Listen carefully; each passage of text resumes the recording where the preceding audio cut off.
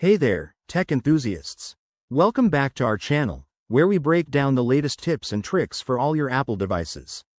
Today, we're diving into how to change your payment method for AppleCare in 2025.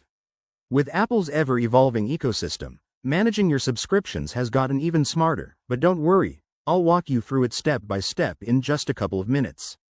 First off, why would you need to change your payment method? Maybe your card expired, you're switching to a new bank, or you're opting for Apple Pay for that seamless experience. Whatever the reason, it's quick and easy in 2025. Start by grabbing your iPhone or Mac. Let's use an iPhone for this example. Open the Settings app, which is that gear icon on your home screen. Next, tap on your name at the top to access your Apple ID. If you're not signed in, go ahead and do that now. Once you're in, scroll down and select Subscriptions or Payments and Shipping, depending on the latest iOS update. Apple might have tweaked the interface a bit by 2025, but look for anything related to AppleCare or your active plans. Now, find the AppleCare subscription in your list. It's probably under Active Subscriptions. Tap on it, and you'll see an option to manage your payment method.